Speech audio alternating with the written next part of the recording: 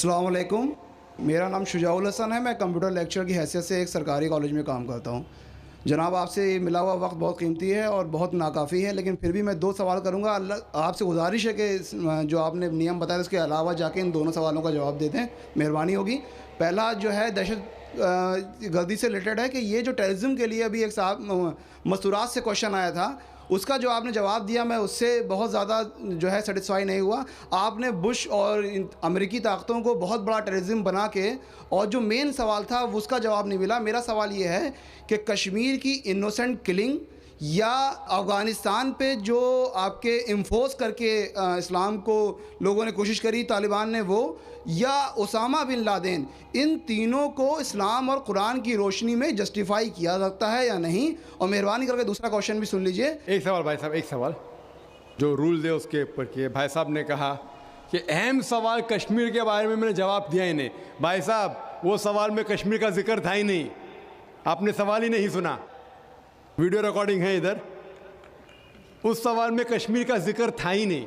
उस सवाल में ये था कि जो WTC का वो जिहाद है क्या नहीं है। मैंने कहा है, लेकिन जिहाद फी सभी शैतान। आपने दूसरा सवाल किया कि मेरे नज़र में जो ओसामा बिन लादेन कर रहा है वो कुरान और हदीस की रोशनी में सही है क्या नहीं। जो लोग कश्मीर में झगड़ रहे वो सही है क्या नहीं, जो अफगानिस्तान में कर रहे सही है क्या नहीं। 3 सवाल, एक सवाल के 3 हिस्से। मैं पहले का जवाब तो दे चुका हूँ, शायद आपने नहीं सुना, कि ओसामा बिन लादेन कुरान और हदीस के रोशनी में सही कर रहा है क्या नहीं। मैं तो ओसामा बिन लादेन से मिला ही नहीं। आप मिले होंगे, मैं नहीं मिला।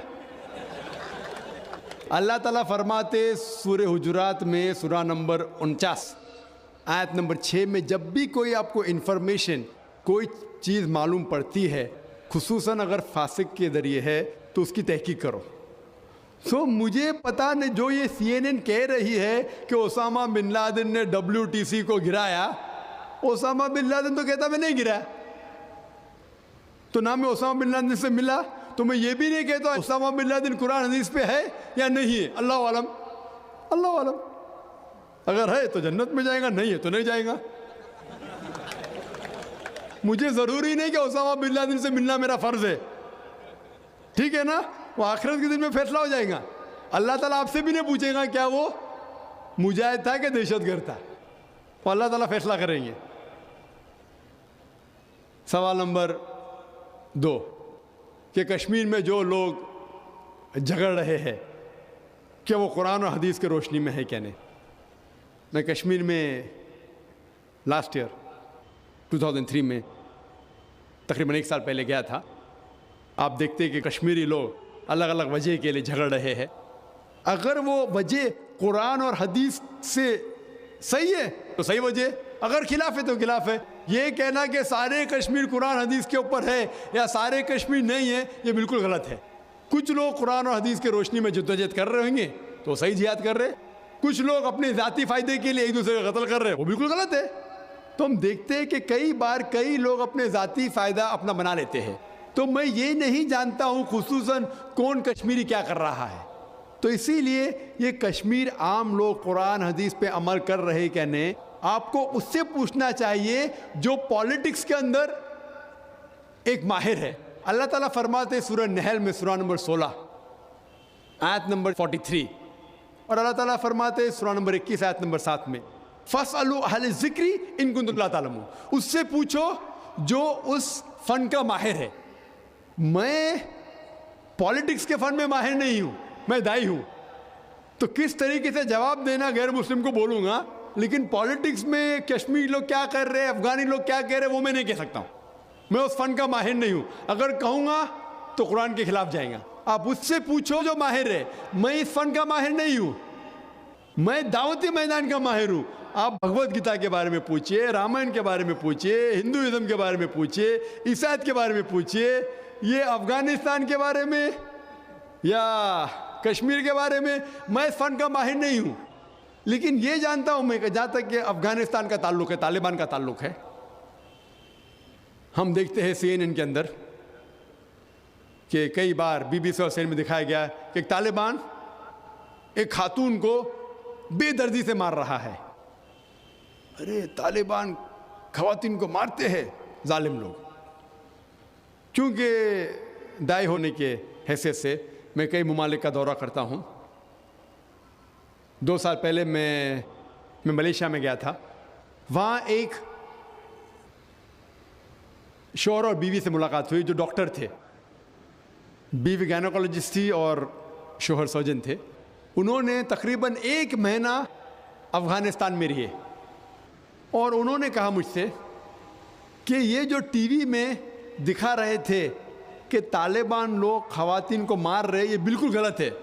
मैंने पूछा आपको कैसा पता गलत है? तो उसने मुझसे कहा, वो मियाँ बीवी ने कहा, क्योंकि तालिबान को जो पगड़ी बांधते हैं उनके बांधने का एक खुसूसी तरीका है। मिसाल के तौर पे जब हम अरबों को देखते, हमारे लिए जो अजम है, हमारे लिए सब अरब एक जैसे पगड़ी बांधते, फेटा बांधते, अपना गतरा बांधते। लेकिन वो अरब ही जानता है कि सऊदी गतरा बांधने का तरीका अलग है, वो एमिराटी यूएई का गतरा बांधने का तरीका अलग है, वो कुवैती का गतरा बांधने का तरीका अलग है। वो पहचान सकते। हमने इसी तरीके से वो तालिबान की पगड़ी बांधने का तरीका अलग है। वो डॉक्टर कहने लगे मुझसे कि जिस तरीके से वो बीबीसी और सीएनएन में दिखा रहे थे तालिबान ख़वातीन को मार रहे, वो तालिबान है ही नहीं, वो एक्टर लोग को लेके आए थे, लेकिन बेवकूफ थे कि एक्टिंग में बराबर से नहीं किए, वो कपड़े बराबर नहीं थे। मैंने तकरीर सुनी एक रिपोर्टर जिसका नाम है योन रेडली। योन रेडली एक ब्रिटिश रिपोर्टर है। जब अटैक होता है अमेरिका का अफगानिस्तान पे, भाई साहब को दुख हो रहा था जब मैंने कहा कि अमेरिका टेररिस्ट है। दुख हो रहा था उनको। जॉर्ज बुश अगर आपके रिश्तेदार तो माफी चाहता हूं मैं। तो योन रेडली जो थी, योन रेडली एक रिपोर्टर है, ब्रिटिश रिपोर्टर, सफेद है, वाइट यूरोपियन। उसको भेजते हैं अफगानिस्तान में तहकीक करने के लिए तालिबान के बारे में। वो सारे तहकीक करती है और पूरे टाइम वो नकाब में रहती है, हिजाब में रहती है। एक बार कैमरा गिर जाता है और उसका राज फाश हो जाता है, तो तालिबान उसे पकड़ते हैं, 6 दिन तक उसे कैद करते हैं। और जिस तरीके से तालिबान ने उसके साथ बर्ताव किया, वो उस लेक्चर में कहती है कि लोग जब उन्हें पकड़ते हैं तो बोलते कौन इसके साथ है, तो आदमी को लेके आते, फिर उसको लेके जाते हैं और सब लोग घेर लेते। तो वो सोचती है अभी चंद मिनटों में ये जाहिल लोग मेरा कत्ल कर लेंगे। शायद हो सकता है क्या 10-15 तालिबान मेरा बलात्कार करेंगे। उसके जहन में ये सब जा रहा है, सोच रही हो सकता है कि मुझे झाड़ पे से लटका देंगे। वो एकदम डरी हुई होती। 1 घंटे तक लोग उसे घेरते लेकिन कोई भी सामने नहीं आता। वो सोचते अभी मेरी मौत, अभी मेरी मौत। 1 घंटे बाद एक अफगान औरत आती है और उसके जिस्म की जांच पड़ताल करती है। फिर उसे पता लगता है हाँ ये लोग समझते हैं कि मेरे पास हथियार है। वो इतना तेज में आती है, अगर उन लोग मेरे से पूछना चाहिए, हथियार में बोलती नहीं है। 1 घंटा तक के मैं तड़प तड़प के मर रही हूं कि ये आज मुझे मारेंगे। वो तेज में आके क्या करती है, अपना स्कर्ट उठा लेते, देखो मेरे पास हथियार नहीं है। जैसा स्कर्ट उठाती है, तालिबान 180 डिग्री उस तरफ देखते और भाग जाते। तो वो कहती है अपने तकरीर में, तालिबान को मारने के लिए बम गिराने की जरूरत नहीं। वो कहती है अगर औरतों के कपड़े छोड़ेंगे तो तालिबान मर जाएंगे शर्म के मारे। और वो तकरीर करती है कि इस इज्जत से मेरी हिफाजत की 6 दिन तक के वो तालिबान लोग ने। और जब उसे पूछा जाता है सवाल जवाब के नशिस्त में, क्या आपको लगता है कि अल कायदा ने WTC को गिराया, तो वो योन रेडली कहती है मेरे हिसाब से अल कायदा मौजूद ही नहीं है। ये उसका कहना है, मेरा कहना नहीं। और जब उसे आज़ाद किया जाता है 6 दिन के बाद, और जब बाकी रिपोर्टर्स पूछते आपके साथ क्या सलूक किए, तो उन्होंने कहा इतना अच्छा हुस्न सलूक किए कि रिपोर्ट के अंदर ही नहीं आया।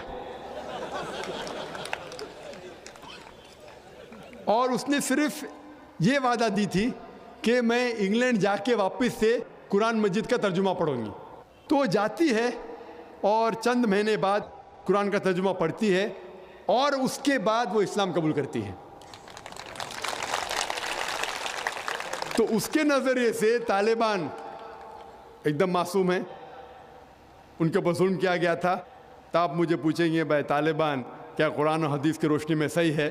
तो इसका नज़रिया अगर लेंगे, जो गैर मुस्लिम थी युआन रेडली, अभी माशाल्लाह हिजाब भी कर रही है, वो यूरोपियन हिजाब कर रही है माशाल्लाह, तो उसके नज़रिए से भाई तालिबान अच्छे लोग हैं। तो इसीलिए नज़रिया बदलते जाता है। अमेरिका के हिसाब से तालिबान जालिम लोग हैं। तो मीडिया ऐसी चीज़ है कि कोई भी हीरो को ज़ीरो बना सकती है। They can make day into night, black into white, day into night, black into white. Hero को ज़ीरो बना सकती है, कोई विलन को भी हीरो बना सकती है। तो इसीलिए कुरान मजीद में अल्लाह ताला फरमाते, कोई भी चीज़ आपके पास आती है उसकी तहकीक करो तीसरे को पहुंचाने के पहले। तो इसी बुनियाद पे मैंने कहा था, क्या नाम है, ओसामा बिन लादेन को जानता हूँ ना, यहाँ क्या हो रहा है पता नहीं मुझे, अफगानिस्तान भी मैं नहीं गया हूँ, लेकिन ये रिपोर्ट के ज़रिए ये पता लगता है कि ये जो अमेरिका कर रही है अपने मीडिया के ज़रिए, ये शैतानी हरकत जो गलतफहमी फैला रही है, उसकी सज़ा तो इंशाअल्लाह उन्हें मिलेंगी। इसीलिए मेरे नज़रिए से जॉर्ज बुश नंबर 1 टेररिस्ट है। आपको दुख होएगा। जब मैं लंदन में गया था, वहाँ एक तकरीर की और मैं जवाब दिया, तो एक नौजवान उठ के कहता है कि जॉर्ज बुश को हम दुआ करते हैं कि अल्लाह ताला उसका कत्ल करे।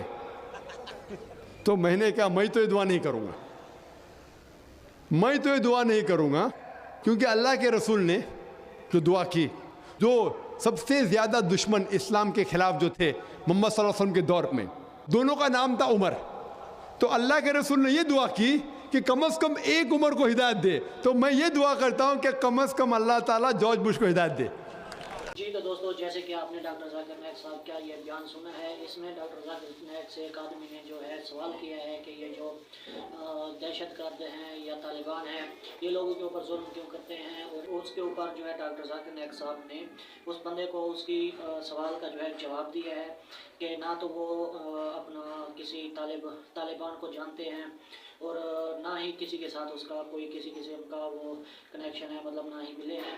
बाकी उस बंदे ने ये भी कहा है कि जी जो अमेरिका का एक सदर था, बुश था, उसके बारे में भी उसने बताया है कि वो लोग कहते हैं जी ये जो तालिबान हैं ये बहुत ज़ालिम होते हैं। इसके ऊपर जो है डॉक्टर जाकिर नायक साहब ने बहुत ही अच्छा बयान और उसको अच्छा जवाब जो है दिया है। उम्मीद करता हूँ कि ये वीडियो आप दोस्तों को अच्छी लगी होगी। दोस्तों अगर आपको ये वीडियो अच्छी लगी है तो आपने जो है हमारे इस चैनल को सब्सक्राइब कर देना है, वीडियो को लाइक कर देना है और घंटी के निशान को दबा देना है, ताकि दोस्तों इस तरह की जो वीडियोज़ हैं रोज़ाना आप दोस्तों तक पहुँचती रहें।